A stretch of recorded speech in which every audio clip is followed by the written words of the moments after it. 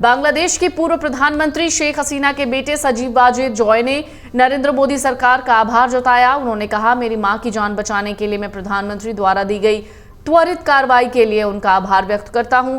एक video message में उन्होंने कहा है, भारत सरकार को मेरा संदेश, मेरी मां की जान बचाने के लिए प्रधानमंत्री मोदी की सरकार द्वारा दी गई त्वरित कार्रवाई के लिए उनका व्यक्तिगत आभार है। मैं उनका हमेशा आभारी रहूंगा। मेरा दूसरा संदेश ये है कि भारत को दुनिया में नेतृत्व की भूमिका निभानी चाहिए। बाकी विदेशी शक्तियों को मौजूदा स्थिति को नियंत्रण करने नहीं देना चाहिए, क्योंकि बांग्लादेश भारत का पड़ोसी है। वीडियो मैसेज में उन्होंने कहा, यह भारत का पूर्वी भाग है। ये एक सिद्ध ट्रैक रिकॉर्ड है जिसे कोई भी नकार नहीं सकता कि शेख हसीना की सरकार ने बांग्लादेश में शांति बनाए रखी, आर्थिक विकास को बनाए रखा, उग्रवाद को रोका और हमारे उप महाद्वीप के पूर्वी हिस्से को स्थिर रखा। हम एकमात्र सरकार हैं जिसने साबित किया हम ये कर सकते हैं। अन्य सरकारों ने कोशिश की है, वो विफल रही हैं।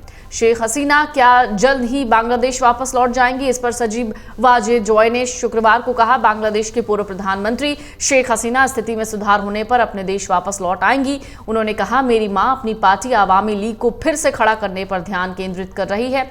सजीब ने जोर देकर कहा, चुनाव होने के बाद पार्टी फिर से सत्ता में आएगी।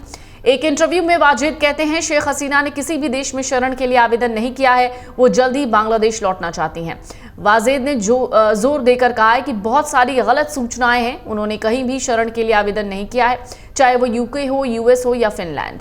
उनकी अपने देश से दूर जाने की कोई योजना नहीं है। वो जल्द ही बांग्लादेश लौटना चाहती हैं।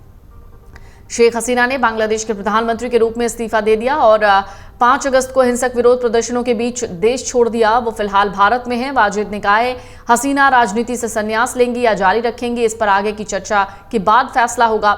इससे पहले वाजेद ने संकेत दिए कि हसीना राजनीतिक संन्यास ले सकती हैं। उन्होंने कहा, इस बारे में अभी कोई फैसला नहीं हुआ है। आगामी लीग है, उसके फेरबदल की जरूरत भी है और वो इस पर ध्यान केंद्रित कर रही हैं।